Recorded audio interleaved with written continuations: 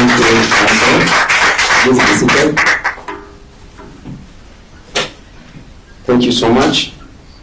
My lady, the Honorable Justice Diana Ochache Kapetsa, the presiding judge, Kibra High Court, the Honorable heads of stations under her ladyship's supervision, Honorable judicial officers present here today, my colleagues from the bar,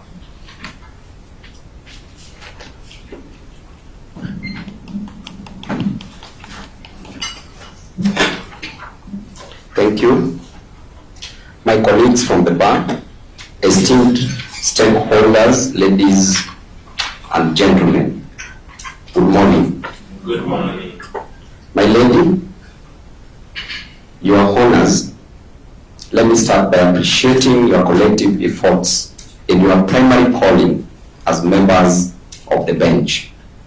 It is an open secret that the Kibra High Court and the subordinate courts under it, the Dagoretti Court and JKIA Court, remain at the apex of our moral bar, professional efficiency and administrative prudence. As an advocate of the High Court, I have had a chance to appear before some of you, and I left your courtroom with my head high, knowing that in the midst of adversity, there still exists streams of justice from which the people of Kenya and Nairobians in particular can quench their thirst for freedom and liberty. As a student of Shakespeare, allow me to quote him in one of his seminal works, Merchant of Venice, where he writes that the quality of mercy is not strained. It droppeth as gentle rain from heaven upon the place beneath. It is twice blessed him that gives and him that receives. As different stakeholders gathered here today, let us reflect on our corals and expectations. If all of us would discharge our duties in whichever places and whatever times with diligence, then administration of justice would be flawless. Stakeholder teamwork is key to any meaningful productivity. As Abraham Lincoln once said, that you cannot shake hands with a clenched fist. By nature of our calling is in different capacities, we are bound to experience temporary bottlenecks in the course of work. That does not make us enemies. It means we are diverse. However, it is both evil and immoral to ride on the ticket of diversity to entrench a culture of oppression, witch hunt, and professionalism and institutional arrogance.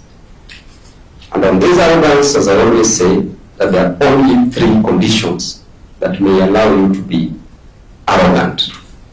The number one, if you are a beautiful lady, Justice Diana, I see you, Dorcas, I see you, and other brilliant beauties around.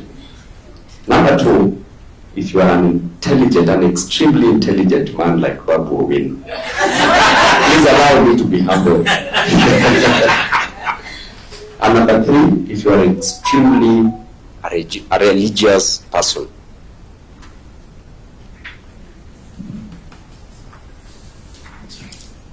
If you are extremely a religious person, but still with all these qualities, still be humble.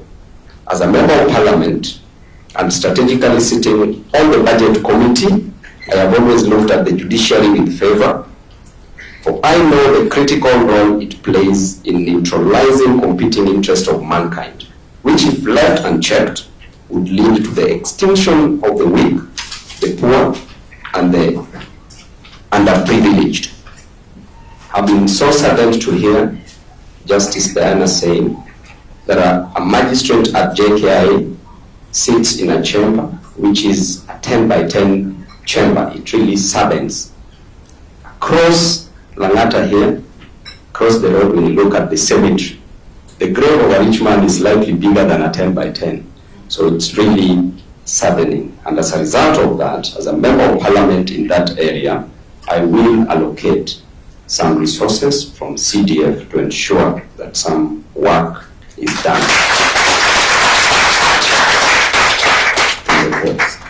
I have equally supported proper budgetary allocation to other stakeholders in this industry, like the National Police Service, the Office of the Director of Public Prosecutions, and the Office of the Attorney General, among others.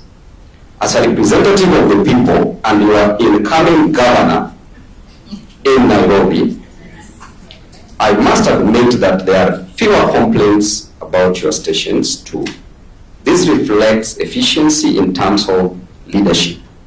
This open door policy and spirit of constructive engagement must continue. To Honorable Kavetsa, I cannot thank you enough. Your name shall be presented in songs for the things you do. The forgotten and the less fortunate, who form the bulk of the consumers of your services. Always count on my support and my goodwill. My lady, your honors, perhaps in my other life, I would try theology as a profession and the priesthood as a calling. For that reason, allow me to conclude my remarks with the linking quotations to different stakeholders. To the members of the bench who are here, I leave you with a quote from Lord Denning, MR, posited on December 3rd, 1964, in the address before High Court Journalist Association, and he said, "Justice has no place in darkness and secrecy. When a judge sits on a case, he himself is on trial." To my colleagues at the bar, Charles Dickens says that if there were no bad people, there will be no good lawyers. Mario Puzo further states that a lawyer with his briefcase can steal more than 100 men with guns. Let us therefore use our intellect to build societies, to do good, and to remain true to our calling. Being a Friday today, I shall not leave any quote to the police.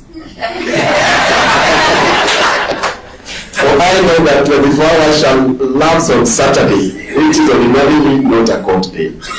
Thank you so much, and God bless you all.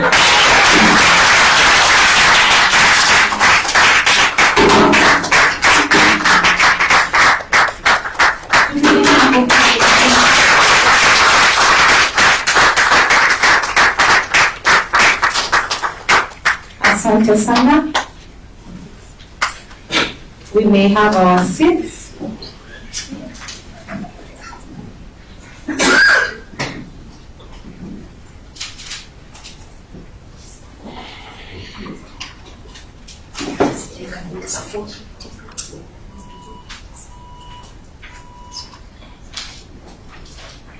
Okay, so our guest, we want to take a group photo. So we step outside for a group photo, we do tea break, then we come back and proceed to the next part of the program. Tafadhali tuendeni pale mbele ya entrance. No, I saw some good greenery here. We can actually do it here.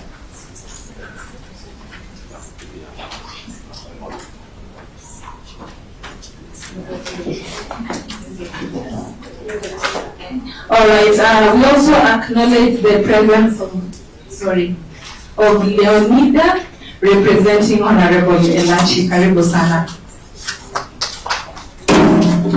Cameraman wetu tufuateni nyinyi pia wageni wetu.